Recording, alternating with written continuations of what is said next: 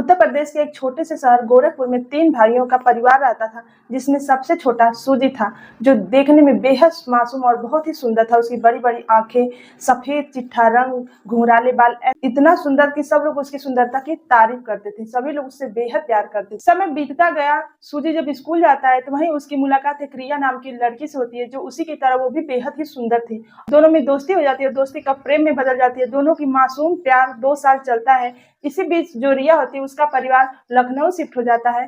अब रिया भी अपने माता-पिता के साथ लखनऊ शिफ्ट हो जाती है। अब ये जो सूजी होता है, इसके मन में रिया के लिए इतना प्रेम रहता है, अभी हमेशा उसी की यादों में खोया रहता है, बहुत उदास रहने लगता है। ऐसे ही वो रिया की यादों को अपने दिल से निकालने की कोशिश करता है और समय धीरे-धीरे बीतता चला जाता है। अब सूजी जो होता है, उसको आगे की पढ़ाई करने के लिए शहर जाना पड़ता है। अब तो इसकी शख्सियत में इतना निखार हो गया था कि अब ये और भी ज़्यादा खूबसूरत लगता था। जब वो कॉलेज जाता है, बड़े शहर में चकाचौंध वाला कॉलेज होता है, तो वहाँ इसकी खूबसूरती देखकर लड़कियाँ इसकी दीवानी ही हो जाती हैं। लेकिन जो सूजी होता है, ये पहले ही प्यार में धोखा खा चुका होता है, तो वो किसी भी लड़की पे यकीन नहीं करता और ना किसी पे उतना भाव देता है, मगन रहता है। लेकिन एक दिन ऐसा होता है कि एक नेहा नाम की लड़की से इसकी मुलाकात हो जाती है। प्रतीत होता है कि ये बिल्कुल रिया जैसी लड़की थी। इसे उससे उसी को देखता है तो उसको रिया की याद आ जाती है।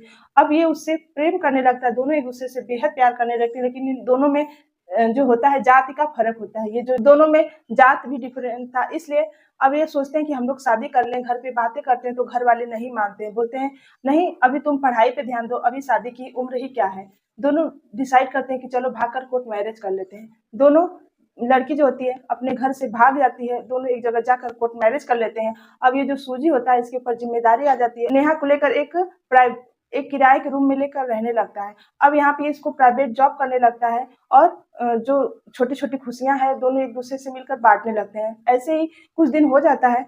एक दिन ये जो अपने काम के लिए बाहर गया होता है, तभी जब घर वापस आता है तो देखता है कि नेहा घर में नहीं है। ये चारों तरफ ढूँढता है और पता करता है, फ़ोन करता है तो नेहा फ़ोन उठाती है और बोलती है, "मेरे माँ-बाप को पता चला गया था, जब तुम चले गए थे ड्यूटी तब वो लोग आए और मुझे लेकर ज़बरदस्ती यहाँ आ गए। वो बोला, देखो हम दोनों साथ जीने की कस्में खाए हैं, तो मैं तुमको लेने आ रहा हूँ, तुम्हारे ऊपर कोई ज़ोर ज़बरदस्ती नहीं है, तुम आ सकती हो।" वो रोने लगी और बोली कि मैं अपने माँ-बाप के आगे हार चुकी हूँ। उन लोगों ने साफ इनकार कर दिया है कि मैं अब तुम्हारे साथ नहीं जा सकती और तुम्हारे ऊपर केस भी करने जा रहे हैं। ये सुनकर उसके पैरों तले से ज़मीन खिसक जाती है कि पहला जो प्यार था उसने तो धोखा दिया ही था, लेकिन ये जो है इसने भी वही काम किया। अब ये टूट जाता है और ये जो लड़की के घर वाले होते हैं, इसके ऊपर केस करते हैं। वो लड़की गवाही भी देती है, इसी के खिलाफ गवाही देती है कि मैं इसके साथ नहीं रहना चाहती। ये सब सुनकर उसकी आँखों से आँसू बहते हैं कि मैंने इसको इतना प्यार किया, अब मेरे खिलाफ ये कानूनी कार्रवाई करवा रही है। फिर समय बीतता रहता है, वो लड़की की शादी उसके माता-पिता दूसरी जगह कर देते हैं। अब और ये जो होता है अपना सोशल मीडिया पे वीडियो बनाना, फ़ोटो पोस्ट करना, सब कुछ करता है। इससे इसको काफ़ी लोग प्यार करते हैं और इसके इंस्टाग्राम पे ही 2 मिलियन फॉलोवर हो जाते हैं। अब इसको यही फ़ेसबुक, इंस्टाग्राम पे अपना टाइम ज़्यादा देता, क्योंकि लोग इसकी रील को बहुत पसंद करते हैं। उसके बहुत सारी लड़कियों से दोस्ती हुई, कुछ की शादियाँ हो गईं, कुछ इसको छोड़कर ऐसे ही चली गईं। अब तो इसको आदत सी लग गई थी, क्योंकि 1-2 बार वो धोखा खा चुका था, तो अब इसको आम सी ये सब बातें लगने लगी थी। ऐसे ही समय बीतता जाता है कि इसको फ़ेसबुक पे हज़ारों लड़कियाँ मैसेज करती हैं, किसी का रिप्लाई नहीं करता, क्योंकि ये देखने में काफ़ी हैंडसम था, कई बार धोखा भी खा चुका था, तो इसको ऐसा नहीं था कि कोई लड़की इसे मैसेज कर रही थी, ये उसको रिप्लाई करे। लेकिन एक लड़की जो थी लगातार इसके फ़ेसबुक पे मैसेज कर रही थी, लगातार कर रही थी। एक दिन इसने उससे रिप्लाई किया। उस अब वो लड़की जो होती है, इसकी जान लड़की होती है, इसके पड़ोसी जो घर होता है, उसी के सामने अभी नई-नई शिफ्ट हुई होती है। तो इसे जब ये पता चलता है कि ये सामने ही घर में शिफ्ट हुई है, तो ये उसको रिप्लाई करता है, दोनों एक-दूसरे से बातें करते हैं। इसका नाम होता है पिंकी। पिंकी होती है, वो सूजी से बोल देती है कि मैं तुम्हारे साथ अपनी ज़िंदगी बिताना चाहती हूँ। तब ये सूजी बोलता है, देखो तुमसे पहले ही बता चुका हूँ कि मेरी शादी पहले एक लड़की से हो चुकी थी और उसने मुझे धोखा देकर अपने माँ-बाप के साथ चली गई। मेरा शादी से तो मन एकदम उब गया है, मुझे शादी तो बिल्कुल करना ही नहीं है, मैं शादी नहीं कर सकता। वो लड़की बोलती है, देखो अगर तुमने शादी नहीं किया, तो मैं पूरी ज़िंदगी ऐसे ही रहूँगी और मैं अपना जो यूट्रस है वो डोनेट कर दूँगी। जब मैं माँ ही नहीं बन पाऊँगी, तो मेरे माता-पिता मेरी शादी ही नहीं करेंगे। यह बात जब वो सुनता है तो उसको ऐसा लगता है ये लड़की अब मुझे इससे शादी कर ही लेनी चाहिए, क्योंकि उसकी बातों से उसे बिल्कुल प्रेम झलकता है, इसलिए वो उस पे विश्वास कर लेता है। लेकिन बोलता है तुम्हारी कास्ट अलग है, तुम्हारे माता-पिता इस शादी के लिए तैयार नहीं होंगे, तब वो बोलती है मैं अपने माता-पिता को मनाने की कोशिश करूँगी। वो बहुत लड़की जो होती है अपने माता-पिता को मनाती है, लेकिन उसके माता-पिता फिर भी तैयार नहीं होते, तो लड़की सूजी पे फ़ोर्स बनाती है कि चलो हम लोग कोर्ट मैरिज कर लेते हैं। ये बोलता है देखो मैं कोर्ट मैरिज तो कर लूँगा, लेकिन तुम्हें भगा कर अपने घर नहीं रख सकता, क्योंकि एक बार मैंने ऐसा करके देख लिया है। मैं कोर्ट मैरिज कर लूँगा, लेकिन जब तुम्हारे माता-पिता राज़ी हो जाएँगे तभी मैं अपने घर तुम्हें अच्छे से विदाई करा के और अच्छे से बारात लेकर आऊँगा, तभी अपने घर लेके आऊँगा। वो बोलती है ठीक है। दोनों जाते हैं, कोर्ट मैरिज कर लेते हैं, लेकिन ये जो लड़की होती है कोर्ट मैरिज करके अपने घर चली आती है।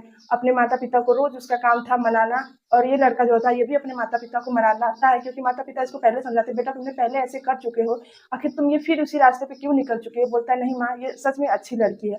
आखिर दोनों मनाते हैं, अब इन लोगों के माता-पिता मान जाते हैं और इनकी बाकायदा अच्छे से रीति-रिवाज से शादी होती है। अब ये जो एज में भी इन लोगों के डिफरेंट होता है, क्योंकि ये जो सूजी होता है ना, इससे 15 साल बड़ा होता है। इसकी एज इस समय 35 साल होती है, और ये जो लड़की पिंकी होती है, इसकी उम्र 20 साल होती है। एक चीज़ इसने नोटिस किया था कि इसका व्यवहार जो ना पिंकी का था एकदम बिल्कुल बच्चों जैसा था। ये हर बात पे रूठ जाना, हर बात पे ज़िद करना, लेकिन फिर भी ये उसको मनाता, क्योंकि इसे ऐसा लगता है कि ये अभी बच्ची है, उसको बच्ची-बच्ची भी बोलता। अब ये जो पिंकी होती है इसको एक काम बिल्कुल पसंद नहीं था कि सुबह उठे, खाना बनाए, और ये पूरा जैसे लड़कियाँ शादी के बाद पूरा ज़िम्मेदारियाँ उठाती है, वैसा उसको बिल्कुल भी करना पसंद नहीं था। वो उसकी भी उसको आज़ादी दे देता, बोलता है ठीक है तुम्हारा जब मन करेगा तब तुम उठना। अब ये दोनों तो अलग शहर में रहते हैं, घर से दूर चले गए रहते हैं, कॉफ़ी शॉप का दुकान भी खोल लिया होता है। तो इसका काम था सुबह कॉफ़ी शॉप पे चला जाता और बोलता जब तुम्हारा मन करे तुम उठो, जो मन करे लगा दी थी। और खाने के लिए बोलता था जो तुम्हारा मन करे ऑर्डर करके घर पे मँगा के खा सकते हो, उसको फ्री पूरी आज़ादी दे चुका था। अब वो दोनों हँसी-खुशी रहने लगते हैं, लेकिन जब एक दिन काम से घर वापस आता है तो इसकी जो पिंकी होती है बोलती है, देखो ना मैं घर पे बैठे-बैठे ऊब जाती हूँ, तो मेरा मन कर रहा है कि मैं कहीं जॉब कर लूँ, पार्लर का कोर्स तो मैं पहले से ही की हूँ। ये बोलता है ठीक है तुम्हारी अगर मर्ज़ी है तो तुम पार्लर जॉइन कर सकती हो। अब ये अब पार्लर जॉइन कर चुकी होती है।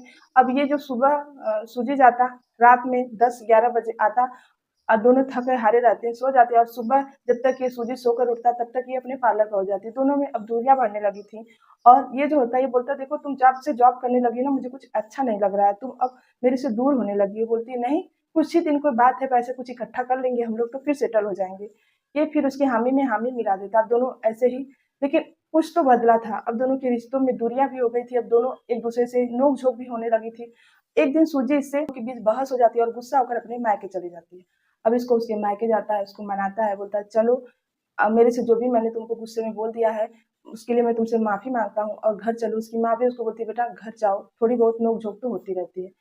अब उसको बोलती मैं एक ही शर्त पे घर जाऊँगी कि मेरा कमरा दूसरा होना चाहिए, और अगर तुम 3 महीने के अंदर 3 महीने में तुम्हारे साथ रहूँगी, अगर तुम 3 महीने में मुझे कभी भी गुस्सा नहीं करोगे, झगड़ा नहीं करोगे, तो मैं तुम्हारे साथ रहूँगी, वरना मैं तुम्हें तलाक दे दूँगी। जब ये बात सुनता है तो इसको झटका लगता है कि इतनी छोटी-सी बात के लिए तलाक का नाम ले ली। लेकिन ये फिर भी बहुत अपने आप को कंट्रोल करता है और उसको अपने पास लेकर आता है।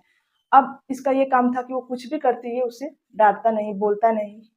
अब ये जो थी अपना एक अलग से कमरे में रहने लगी थी, दोनों का कमरा बिल्कुल अलग हो चुका था। ये कटी-कटी रहती थी, इससे बातें भी नहीं करती थी। ये बोलता था आखिर मेरे से ऐसी क्या गलती हो गई जो तुम इतना दूरियाँ मेरे से करने लगी हो? बोली कुछ नहीं, बस तुमने उस दिन मेरे गुस्से में जो-जो बोला वो मेरे दिल पे लग गई है। मैं उसको जब तक भूलूँगी नहीं तब तक तुम्हारे नज़दीक नहीं आऊँगी। इसने भी सोचा हो सकता है मैंने गुस्से में कुछ ज़्यादा ही बोल दिया था इसकी वजह से। लेकिन एक दिन इसके दोस्त ने इसको फ़ोन करके बोला कि तुम अपनी पत्नी के पार्लर जाके देखो, मैं तुम्हारी पत्नी के किसी के साथ जाते हुए देखा है गाड़ी में बैठकर। ये झटके से गाड़ी उठाता है अपने कॉफ़ी शॉप से, और उसका जो दोस्त होटल बताया था उस होटल पे बाहर जाकर खड़ा हो जाता है। तो देखता है कुछ देर बाद इसकी पत्नी जो होती है, एक अधेड़ उम्र के आदमी के साथ बाहर निकलती है, आती है और उसमें दोनों बैठ जाते हैं और फिर चली जाती है। अब इसको गुस्सा तो आता है, लेकिन ये सोचता है थोड़ा देखूँ, इससे फ़ोन करके पूछूँ ये क्या बोलती है। उसको फ़ोन करता है, बोलता है तुम इस समय कहाँ हो? वो सकपका जाती है और बोलती है कहीं नहीं, मैं तो पार्लर में हूँ। इसने बोला ठीक है, घर थोड़ा आज जल्दी आ जाना। और ये अपने गुस्से को पीता हुआ घर पहुँचता है। जब उसकी पत्नी जो पिंकी घर आती है तो उससे पूछता है तुमको सच-सच बता दो, वरना सच बताओ तुम आज कहाँ थी? तब वो उसको मुस्कुराती है और बोलती है दरअसल मेरे जो पार्लर के ऑनर है ना, उनकी एक दोस्त आई थी, उन्होंने मुझे कंपनी दो, चलो अगर मेरे साथ चलना चाहती तो मैं उनके साथ चली गई थी। उसने बोला अच्छा इतनी सी बात है? उसने बोला हाँ, नज़रें चुराकर फिर वो अपने कमरे में चली गई। अब ये जो था इसको शक तो इसके अंदर आ ही चुका था, लेकिन अब ये सोचता है कि ये झूठ तो बोल रही है, लेकिन फिर भी मैं इसको पक्का सबूत जब पाऊँगा तब इसको बताऊँगा। और फिर अगली सुबह फिर ये काम पे चला जाता है। लेकिन एक दिन फिर वापस आता है, तो ये रात में दूसरे कमरे में सोती है और उस कमरा भी लॉक करके सोती है। जब ये रात आधी रात को इसकी नींद खुलती है तो देखता है कि इसके कमरे में हँसने की आवाज़ें आ रही है, तो तेज़ से जाकर उसका कमरा भड़बड़ा ऐसे पीटने लगता है, "पिंकी दरवाज़ा खोलो।"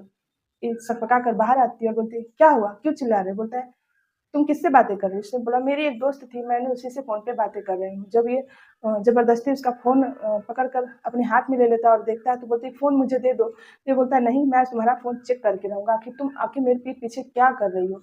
जब उसने फ़ोन चेक किया तो पार्लर का ऑनर था, उससे ये वीडियो कॉलिंग पे बातें कर रही थी। अब वहीं उसका जो दिल होता है धड़कने लगता है और रोने ये जो होता है लड़का सूजी जो होता है उसके सारे अरमान वहीं बिखर जाते हैं और पैरों तले से ज़मीन खिसक जाती है कि इसकी पत्नी जिससे ये बेहद प्यार करता था, ये इसके पीठ पीछे इतना बड़ा खेल इससे खेल रही थी। बोलता है, "तुम्हारा ये सब कब से चल रहा है?" तब बोलती है वो कुछ बोलती नहीं लेकिन उससे ज़बरदस्ती बोलता है, "अगर नहीं बताई तो मैं तुम्हारे घर जाकर सारी बातें बता दूँगा।" और वो अपनी मोबाइल रिकॉर्डिंग पे रख देता है बगल में क्योंकि उसको प्रूफ़ भी देना था उसके मायके वालों को।